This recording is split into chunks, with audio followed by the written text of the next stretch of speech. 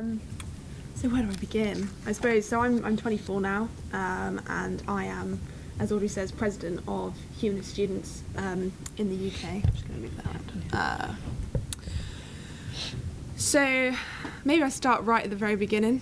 I think a few of you have heard parts of the story, potentially the particularly exciting part where I go off and live with Amish people to save my faith, really.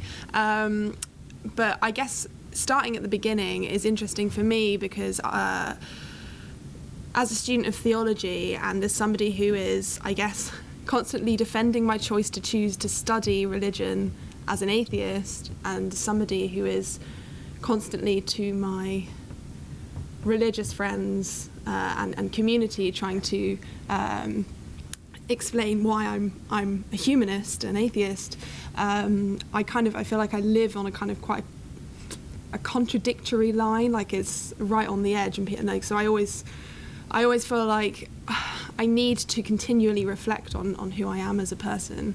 And the more I've been doing it and the more I've studied theology over the last 3 years, actually the more fascinating and frightening things actually I've realised about my upbringing myself. And a large percentage of my cohort is I would say evangelical Christian.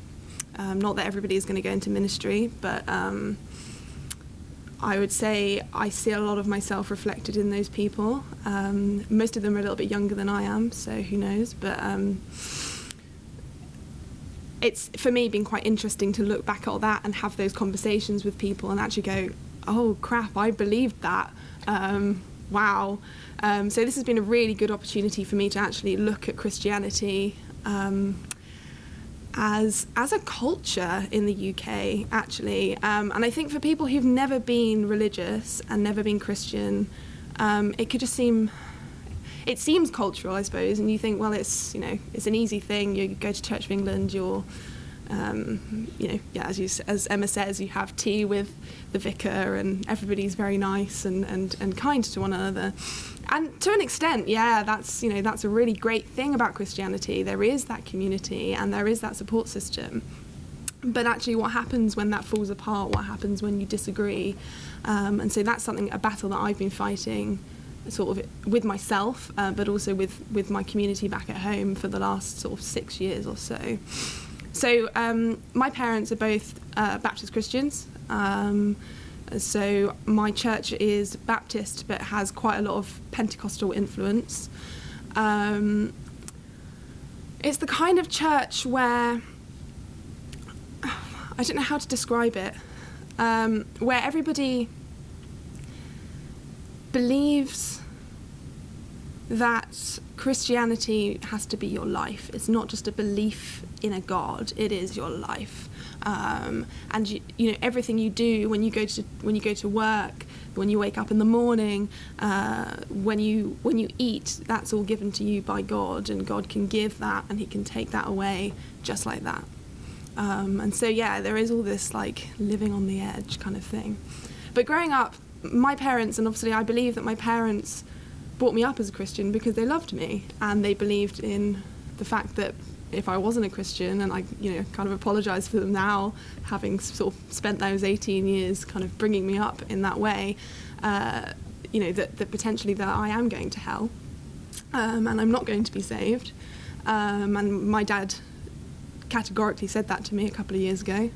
To which, when most people say it, you can sort of laugh it off and you go, oh yeah, whatever, much more fun in hell. But when your father says that to you, and genuinely believes it as well, and I don't know whether it was like a, oh no, you're going to hell, let me save you. It was more like a, you're going to go to hell, sorry, you're going to burn for eternity, kind of thing. It's a bit difficult. But growing up, starting from when I was very little, started off in Sunday school, in my church,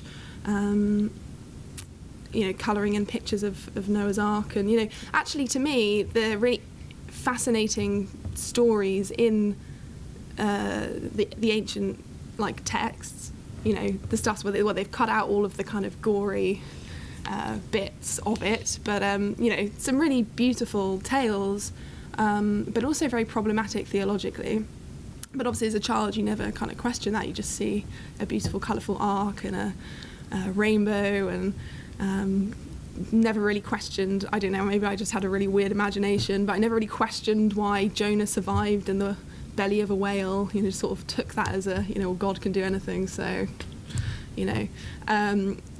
and for me, actually, there was this culture of just acceptance that this was the way the world was, and, I never asked why, nobody survived in the belly of a whale since then, because I just accepted that maybe that was then and this is now, and God can do anything. It's really difficult to use the word indoctrination, really difficult. So I grew up, my church was everything, church on a Sunday, church on a Friday, church on a Thursday, Bible studies, my entire community was Christian. I went to a Church of England school, primary school, in Hackney, in East London, and then went on to a Church of England secondary school in central London, which was a very different kind of vibe, because it was right in the centre, but still a huge amount of, you go to, maybe for people who grow up not believing in it, and they go and they just sing some nice songs, and it's cute, and all the cauliflowers are fluffy and whatever, but everything that you did was about God. As a sort of 5-year-old, you're supposed to be there sort of celebrating the fact that Jesus saved you. Like, from what? Like, I was 5, from my human nature. That's what I was being saved from the very fact that I had been born, which to me now, looking back on it, is absolutely horrific. But at that point, I thought, and for most of the 18 years of my life, I thought, do you know what? Yeah, that makes sense, because I do bad things. And clearly those bad things, therefore, are my human nature. It's not the good things that I do are God, and the bad things that happen are me. And actually, it's all put onto the person as well. I never see this kind of societal, and maybe obviously as you get more academic and older, you start talking about those things, the societal guilt as well, actually, or the guilt of the church. The guilt that you get is all on you as the individual, as the human being, or as the entirety of humanity, and I really struggled with that. But yeah, growing up, I basically spent 4 or 5 days of my week really talking about God and about Christianity, and even my house now, when I go home, thankfully I study theology, so I've always got something up my sleeve, but it's literally like walking into a seminary. Everything that I do, everything that I say, can be taken in a certain way, and can be taken in a theological way. And so I'm always on edge when I go home, and that's why sometimes I don't like going home. And it's not, the really difficult thing is it's not that people and the Christians that I know are not loving and kind and wonderful people. And sometimes I wonder, the reason that they're loving and kind and wonderful is because they're sort of trying to get brownie points, although Jesus died for you anyway, so you don't need to get brownie points, at least in my Baptist tradition. So, like, you believe in Jesus, so you're saved anyway. But then there's this whole thing about you need to be a good person, which doesn't make sense, as God says, like it's a contradiction.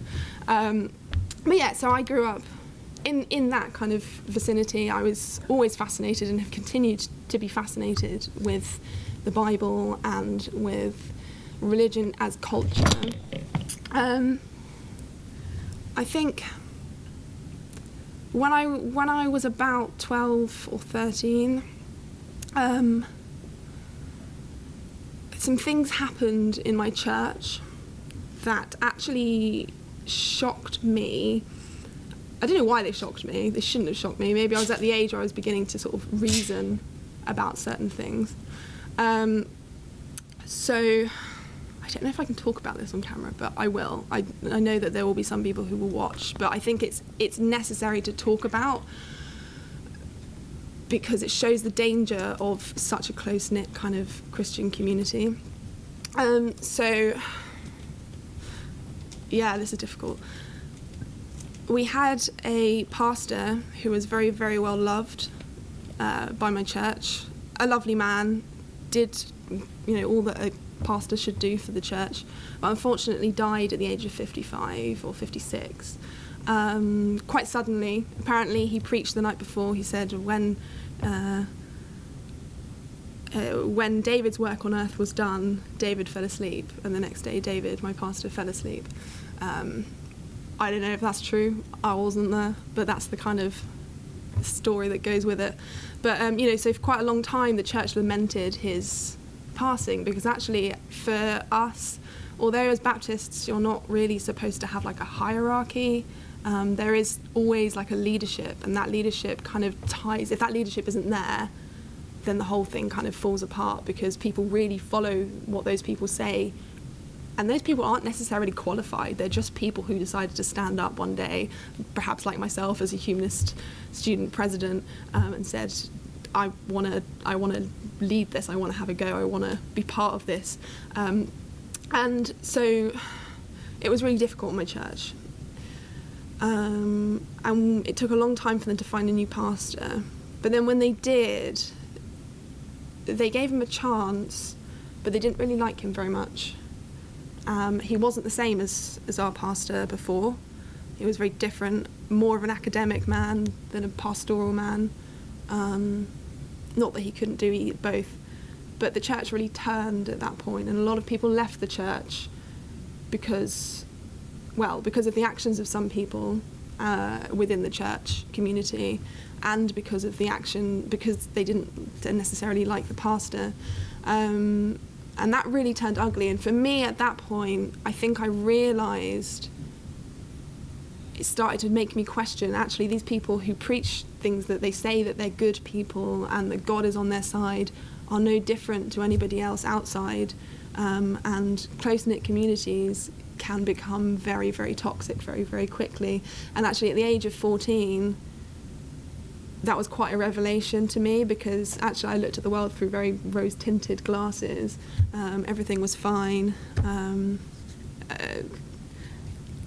in the sense of everybody else outside of my world, in that sense, was good.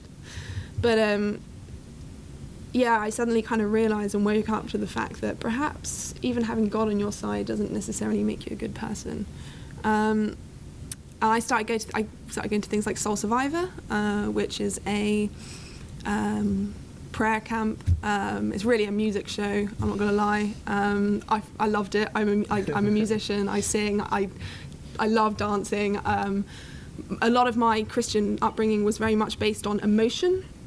So it's about how you feel. God works through your feelings and your emotions. And I mean, I can't escape my emotions. Like, I am a crier. So, I am just a very emotional person, just generally, and actually not just culturally from a kind of structural perspective, but also from an emotional perspective. It's really difficult to divide yourself on those lines. And so for me, going to Soul Survivor, actually, you consistently, I don't know, there's this whole thing of like the Spirit is coming, and you feel the Spirit, and everybody's laughing or crying or falling over. I don't really know what the hell that's about, but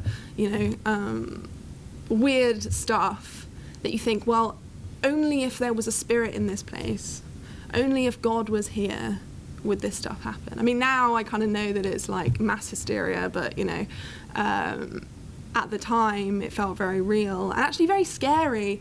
I do know that we haven't really talked about it, but I think that this is a common trope. There's the whole conversation about the spiritual battle that goes on around your head. So not only is it you can't escape it within your culture and your own personal community, person to person, but there's also just this battle raging above your head so within 3 dimensions or 4 dimensions, or I even know where the spirits live, but like there is no escape. And you're always being watched, either by God or by the devil or by your parents or by your church. You're consistently held in a box. it's really difficult to explain. The whole thing is really difficult to explain. And you think, well, why would you ever believe in that stuff? Well, my mum told me that stuff was real. My mum told me that stuff was real when I was very young, and I continued to believe it. And I don't know if I could say I'm ashamed to say, but I struggled to sleep with the light off until I was about 16 years old, because I genuinely believed not only were there... So when you're a little kid and you think, oh, there are monsters in the dark, obviously the job of your parents is to say, oh, there's nothing there, right? But my parents, maybe they said that about other monsters, but the devil was always there. The devil was always there, consistently watching, or his demon friends, or some sort of ghostly world. So there's this kind of weird link as well. But coming back to Soul Survivor, that just continually confirmed my belief in this weird spiritual battle going on above my head, in my everyday life, that actually I wasn't in control of my own destiny. I didn't have my own thoughts. My thoughts were not my own, because consistently the devil was trying to get in there. The devil is always around, which is really weird. My church have recently, and a lot of churches are starting doing this now, or they've become kind of modern, recently started filming their services. And I was watching one back, and the amount that the devil is talked about consistently by people who are not scholars of theology, by people who... And you don't need to be to kind of hold a belief in anything. But if you're going to teach people about something, it needs to be grounded in something. And it is grounded in something, but it's grounded in a culture based on emotion, based on... I don't know how to describe it. I don't know. But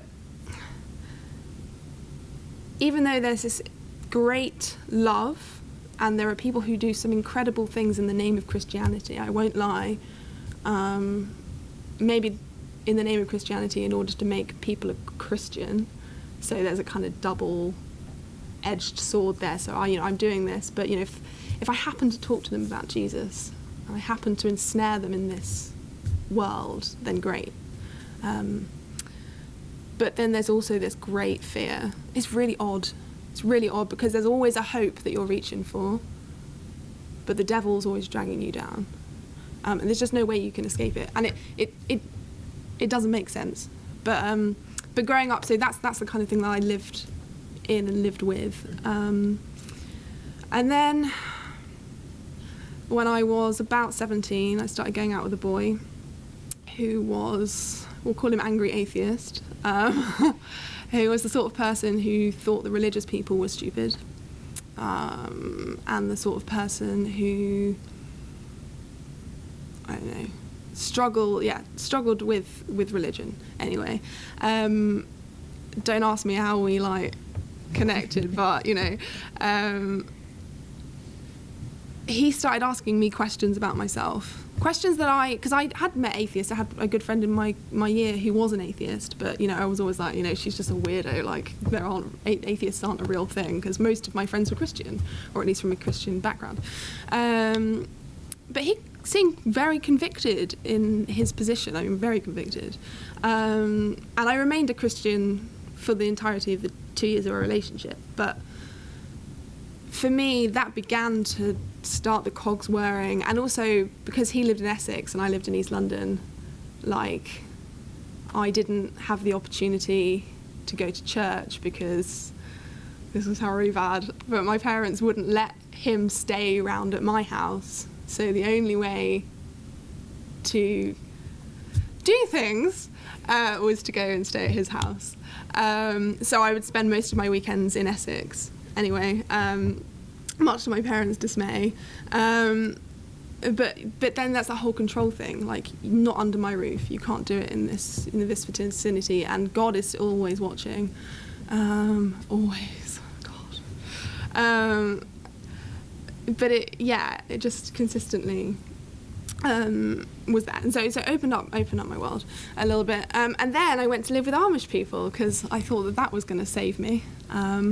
And save my religion and my faith, because I did, I had started to have these questions: is God a good God? Is God is why did God create the devil, for example? Doesn't make sense to me. But then, yes, I went to live with the Amish because I thought that might kind of help my faith. It was for a TV program on Channel 4 called Living with the Amish, and I went with 5 other people from very many backgrounds, but I was the Christian one. And then we went to live with 6 or 7 different Amish families across Ohio and Pennsylvania. And for me, it just brought home the continuing conversation of this is like living in a close-knit community, which the Amish very much are, shutting out the world in the name of religion, in the name of God, even if they do it to a huge greater extent than we do. You know, I mean, wearing bonnets and not cutting your beard and all sorts of things, and not having electricity. And I can see the kind of appeal in that. Actually, you lose your individuality, you lose your humanity, you just become part of the system, another brick in the wall. And so for me, I really struggled with that. And as a woman, I particularly struggled with that because actually I learned that the teachings of St. Paul, who I didn't really focus on when I was growing up, a lot of the stuff was focused on the Gospels, which were a lot more liberal anyway than St. Paul. I suddenly realised that this is what he taught, and if this is what why didn't I believe this stuff? And I didn't believe this stuff because of the culture I was born into, because I wasn't born an Amish person, because of where I was born. And so actually, far from growing my religious background and my growing my faith, this experience further distanced me from my faith and from God. And so, kind of echoing what Emma has said, for me, for a long time, really struggled to call myself an atheist. I called myself agnostic, didn't call myself anything for a while, but anything but the word atheist. And even now, actually, I have a problem with the word atheist, and I don't know if it's linked to that or whether actually I find it hard to define yourself by what I was rather than what I'm not rather than what I am. And so as a humanist, now there are some, I can say I have these values and this is what I stand for and this is who I am. And I'm not afraid to question people. But it really is a release and a relief. And it does, but the problem, I think, with Christianity is it is a cultural thing, and particularly in Britain, it is a cultural thing, and you can't escape it. Even if you're an atheist and you've been an atheist your entire life, Christianity sits, the Church of England sits in your parish. There's always somebody around who is a Christian that you can go to, you can talk to, or everybody has a kind of cultural idea of what it is. And so it actually, in Britain, you can't escape it, regardless if you were religious or not growing up. But I think it's really, really important to remember that it's not just a kind of cultural thing, but also an emotional thing. And the emotion and, how do I describe it, sort of mental somersaults that you're trying to do in your brain, particularly if you're trying to leave this faith that has always controlled you in an emotional way, is really, really difficult. And obviously there are statistics to show that people who leave certain religions obviously struggle quite a lot with mental illness, and I can see how that's a thing, because you lose your community, you lose people who you cared about and who cared about you, and those people believe that you're going to hell and are quite content with saying that. I don't believe in hell, so whatever, but the fact that somebody who you loved and who loved you for 20 years of your life can turn around and say that you can burn in the fire of hell for all of eternity and be kind of okay with that because it's God's plan, that's a problem. It's a real problem. And I am not, now, as a humanist, my humanity is not a fault. My humanity, and I can't use the word blessing, but it is a blessing. And I do have the power to do great things and awful things, but I also have the power to take my own destiny in my hand and run with it, and God or the devil or whoever doesn't have a play in that. So yeah, thanks. Wow. you can say blessing, it's okay. Nothing happens if you say blessing. From the And we get universe. caught up in that language. I always find myself when someone sneezes going, bless you, damn. Bless you, damn. And it's because you were talking about culture, and there is these things that we just automatically say because that's the way we've been raised. And I've learned to just go, bless you, and I'm okay with it now. I just try and, sometimes I say Gesundheit, but that's just to be awkward. You were talking about family and that influence, and how, you know, being a controlling religion, and I think that's one of the things. It's about that control, that mind control that that religion has. It's so overpowering. And even now, you grow up and you say to yourself, and you use those labels, I'm an atheist. But there's still those little things. There are still these little things that when you least expect it, something will happen and it will take you straight back. You're sitting in a pulpit, you're sitting there and you can see pastor, and it's all of those things that take you straight back. And you have to then unpick that and start again. And it's always there. And I think that's the scary thing that you have to live with, that you know that that's always gonna be part of you, no matter what happens. And you have to kind of work your way through that, have to navigate that sort of, I am now this, but I used to be this, and it's hovering in the background. So yeah, thank you for that.